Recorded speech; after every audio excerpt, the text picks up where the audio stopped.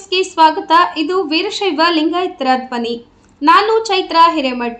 ಇಂದು ಸಂಜೆ ರಾಷ್ಟ್ರಪತಿ ಭವನದಲ್ಲಿ ಭಾರತ ಖಂಡದ ಪ್ರಧಾನಿಯಾಗಿ ನರೇಂದ್ರ ಮೋದಿರವರು 3ನೇ ಬಾರಿ ಇಂದು ಪ್ರಮಾಣ ವಚನ ಸ್ವೀಕರಿಸಿದರು. ನರೇಂದ್ರ ಮೋದಿರವರ ಜೊತೆ ರಾಜ್ಯದಿಂದ ಕ್ಯಾಬಿನೆಟ್ ದರ್ಜೆ ಸಚಿವರಾಗಿ ಪ್ರಹ್ಲಾದ್ ಜೋಶಿ, ಎಚ್.ಡಿ. ಕುಮಾರಸ್ವಾಮಿ, ರಾಜ್ಯಸಭಾ ಸದಸ್ಯೆ ನಿರ್ಮಲಾ ಸೀತಾರಾಮನ್, ರಾಜ್ಯ ಸಚಿವರಾಗಿ 2ನೇ ಸಲ ಶೋಭಾ ಕರಂದ್ಲಾಜೆ, ಮೊಟ್ಟ ಮೊದಲ ಸಲ ಸಂಸದರಾದ ವಿ. ಸೋಮಣ್ಣ ಪ್ರಮಾಣ ವಚನ ಸ್ವೀಕರಿಸಿದರು. ವಿ. ಸೋಮಣ್ಣ ಮಂತ್ರಿಯಾಗುವ ಬಗ್ಗೆ ವೀರಶೈವ ನ್ಯೂಸ್ನಲ್ಲಿ ಕಳೆದ 15 ದಿನಗಳ ಹಿಂದೆ ಬಿತ್ತರಿಸಿತ್ತು. ಅದು ಇಂದು ನಿಜವಾಗಿದೆ.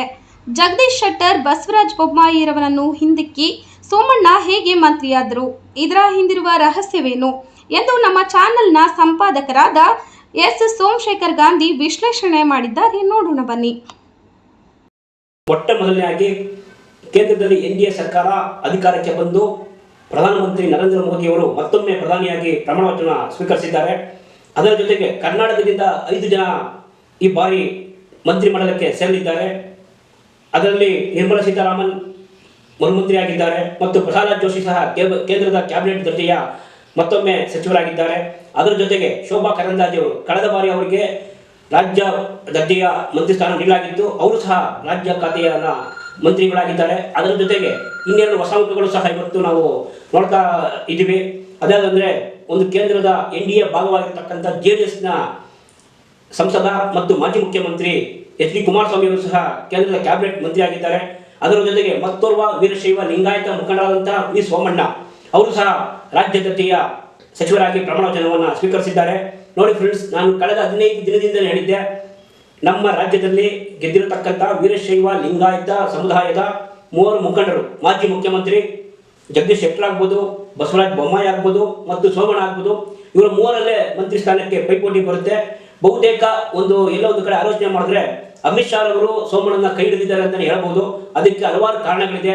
ಯಾಕೆ ಸೋಮಣ್ಣನೇ ಮಂತ್ರಿ ಮಾಡಿದ್ರು ಅನ್ನೋ ಒಂದು ಸತ್ಯವಾದ ಅಂಶವನ್ನು ಹೇಳಕ್ಕೆ ನಾನು ಇಚ್ಛೆಪಡ್ತೀನಿ.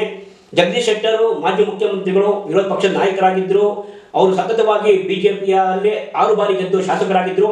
ಅವರಿಗೆ ಕಳೆದ ಚುನಾವಣೆಯಲ್ಲಿ ಒಂದು ಬಿ ಫಾರ್ಮ್ ಸಿಕ್ಕಿರಲಿಲ್ಲ. ಕಾಂಗ್ರೆಸ್ಗೆ ಹೋದರು. ಕಾಂಗ್ರೆಸ್ಸಿಂದ ಮತ್ತೆ ಬಿಜೆಪಿಗೆ ಬಂದು ಕೊನೆಗಳಿಯಲ್ಲಿ ಬೆಳಗಾವಿಯಿಂದ ನಿಂತು ಭರ್ಜರಿಯನ್ನು ಜಯಗಳಿಸಿದ್ರು. ಯಾವತ್ತೂ ಜಗದೀಶ್ ಶೆಟ್ಟರು ವೀರಶೈವ ಲಿಂಗಾಯತರ ಮುಖಂಡರಾಗಿರಲಿಲ್ಲ. ಯಾಕಂದರೆ ಯಾವತ್ತೇ ಒಬ್ಬ ವೀರಶೈವ ಲಿಂಗಾಯತ ಮುಖಂಡನಾಗಬೇಕು ಅಂದರೆ ಮಠಾಧೀಶರ ಜೊತೆ, ಸಮಾಜದ ಕಾರ್ಯಕರ್ತರ ಜೊತೆ ಮತ್ತು ಸಮಾಜದ ಬಂಧುಗಳ ಜೊತೆ ಬಾಂಧವ್ಯ ಇರಬೇಕು. ಆ ಬಾಂಧವ್ಯ ಅವರಲ್ಲಿ ಇಲ್ಲ.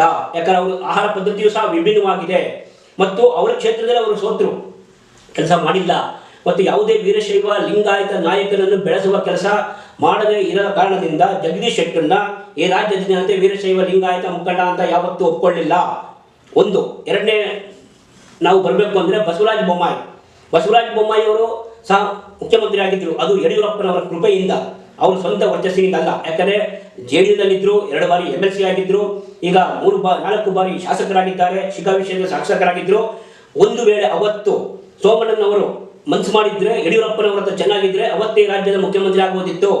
ಆದರೆ ಸೋಮಣ್ಣಂದು ಒಂದು ಬುದ್ಧಿ ಏನು ಅಂದರೆ ನೇರವಾಗಿ ಮಾತನಾಡೋದು, ಇರೋದಿದ್ದೋಂಗೆ ಹೇಳೋದು ಮತ್ತು ಒಂದು ಸ್ವಲ್ಪ ಬಾಯಿ ಅವರಿಗೆ ಸ್ವಲ್ಪ ಸರಿ ಇಲ್ಲ, ಏಕ್ದಮ್ ದೋ ತುಕಡ ಅನ್ನೋ ರೀತಿ ಮಾತನಾಡ್ತಾರೆ. ಆ ಒಂದು ಕಾರಣದಿಂದ ಯಡಿಯೂರಪ್ಪನವರು ಮತ್ತು ಸೋಮಣ್ಣನವರಲ್ಲಿ ವಿರಸ ಮೂಡಿತ್ತು. ಆ ಕಾರಣದಿಂದ ಅವತ್ತು ಸೋಮಣ್ಣವರು ರಾಜ್ಯದಲ್ಲಿ ಮುಖ್ಯಮಂತ್ರಿ ಆಗೋ ಅವಕಾಶವನ್ನು ಕಳೆದುಕೊಂಡರು. ಆದರೆ ಇವತ್ತು ಕೇಂದ್ರದಲ್ಲಿ ಮಂತ್ರಿಯಾಗಿದ್ದಾರೆ.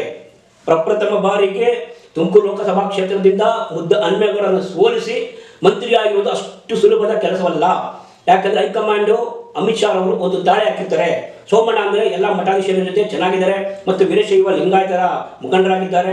ಇವರು ಕೊಟ್ಟರೆ ನೆಕ್ಸ್ಟ್ ರಾಜ್ಯದಲ್ಲಿ ವೀರಶೈವ ಲಿಂಗಾಯತರ ಮುಖಂಡರೆಲ್ಲ ಒಂದಾಗ್ತಾರೆ ಅನ್ನೋ ಒಂದು ಕಾರಣದಿಂದ ಸೋಮಣ್ಣನಿಗೆ ಮಂತ್ರಿ ಪದವಿ ಕೊಟ್ಟಿದ್ದಾರೆ. ಇದು ನಾವು ಮೊದಲು ಜ್ಞಾಪಕವಿಡಬೇಕು. ಸೋಮಣ್ಣನಿಗೆ ಸಿಕ್ಕಿರೋದು ಮಂತ್ರಿ ಪದವಿ ಯಾವ ಕೋಟಾದಿಂದ? ಲಿಂಗಾಯತರು, ವೀರಶೈವ ಲಿಂಗಾಯತರ ಕೋಟಾದಿಂದ.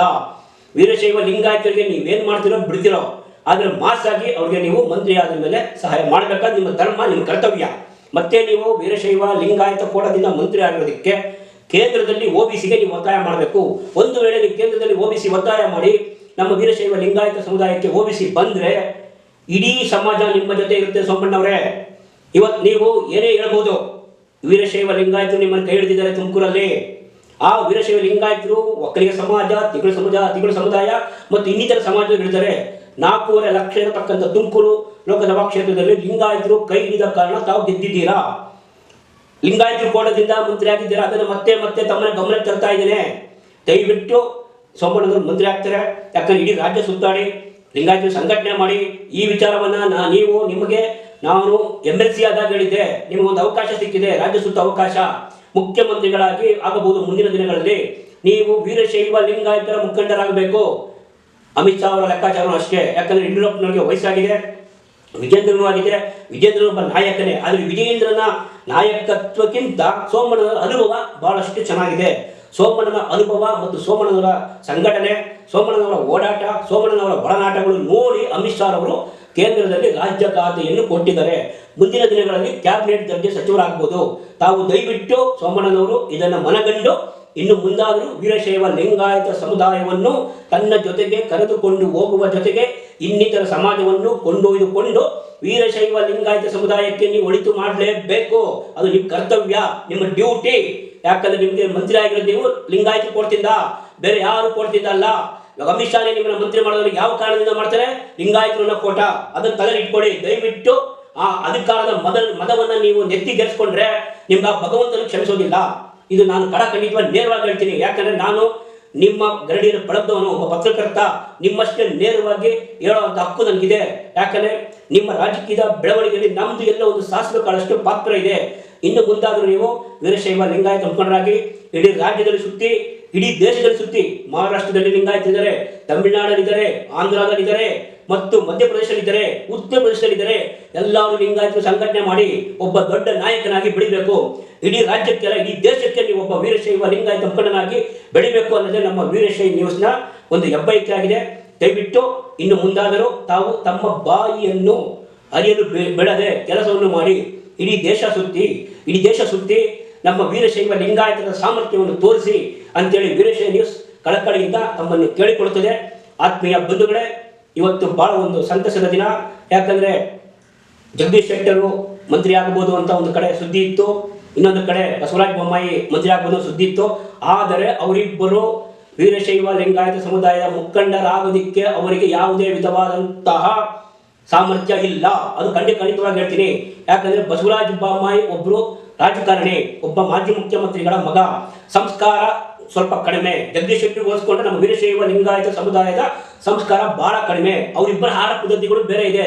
ಆದರೆ ಸೋಮಣ್ಣನವರು ಸಂಸ್ಕಾರವಂತರು, ಮಠಾಧಿಪತಿಗಳ ಜೊತೆ ಒಡನಾಟ ಇದೆ. ಸ್ವಲ್ಪ ಬಾಯಿ ಸರಿ ಇಲ್ಲ ಅಂದ್ರೂ ಒಂದು ಒಳ್ಳೆ ಮನಸ್ಸಿದೆ. ಒಂದು ಸರಿ ರೇಗಿದ್ರು ಮತ್ತೊಮ್ಮೆ ಅವನು ಆಲಂಘಿಸಿ ಅವ್ರು ಒಳ್ಳೆ ಮಾಡುವಂಥ ಒಳ್ಳೆತನ ಇದೆ. ಯಾಕಂದ್ರೆ ಬಡವರ ಬಗ್ಗೆ ಬಹಳಷ್ಟು ಕಾಳಜಿ ಉಳ್ಳವರಾಗಿದ್ದಾರೆ ಸೋಮಣ್ಣ. ಅದು ಎಲ್ಲೋ ಒಂದು ಕಡೆ ಅವ್ರ ಮೇಲೆ ಆರೋಪ ಇದೆ, ಲಿಂಗಾಯತರನ್ನು ಬೆಳೆಸಿಲ್ಲ ಅಂತ. ಅದು ಆರೋಪಗಳು ಸುಳ್ಳಾಗಬೇಕು ಅಂದರೆ ನೀವು ನೆಕ್ಸ್ಟು ಇಡೀ ರಾಜ್ಯದಲ್ಲಿ ನಿಮ್ಮ ಒಂದು ಕೆಪಾಸಿಟಿಯಿಂದ ವೀರಶೈವ ಲಿಂಗಾಯತರಿಗೆ ಅತಿ ಹೆಚ್ಚು ಶಾಸಕ ಸ್ಥಾನವನ್ನು ಕೊಟ್ಟು ಮುಂದಿನ ದಿನಗಳಲ್ಲಿ ನೀವು ಲಿಂಗಾಯತರಿಗೆ ಸಪೋರ್ಟ್ ಮಾಡಿದ್ರೆ ನಿಮ್ಮ ಬಿಜೆಪಿ ಸರ್ಕಾರದ ಏನು 75 ವಯೋನಿವೃತ್ತಿ ಮಾಡಿದಾರೋ ಅದು ತಪ್ಪುತ್ತೆ. ಇವತ್ತು ನಾನು ಹೇಳ್ತಾ ಇದ್ದೀನಿ, ಈ ವೀರಶೈವ ಸಮಾಜಕ್ಕೆ OBC ಕೊಡಿಸಿ ವೀರಶೈವ ಸಮಾಜಕ್ಕೆ ಒಳ್ಳೇದು ಮಾಡಿದ್ರೆ ನೀವು ಮುಂದಿನ ಮುಖ್ಯಮಂತ್ರಿ ಆಗ್ತೀರಾ. ಅದನ್ನ ತಾವು ತಲೆಯಿಟ್ಕೊಳ್ಳಿ. ದಯವಿಟ್ಟು ಇನ್ನು ಮುಂದಾದರೂ ಈ ವೀರಶೈವ ಲಿಂಗಾಯತದ ಸಮಾಜದವರನ್ನು ಬೆಳೆಸಿ ಸಮಾಜಕ್ಕೆ ಮಾಸಾಗಿ ನೀವು ಒಳ್ಳೇದು ಮಾಡಬೇಕು ಅಂತೇಳಿ ವೀರಶೈವ ತಮ್ಮಲ್ಲಿ ಕಳಕಳಿಯಿಂದ ಕೇಳ್ಕೊಳ್ತದೆ. ಸೋಮಣ್ಣನವರೇ, ದಯವಿಟ್ಟು ನಮಸ್ಕಾರ.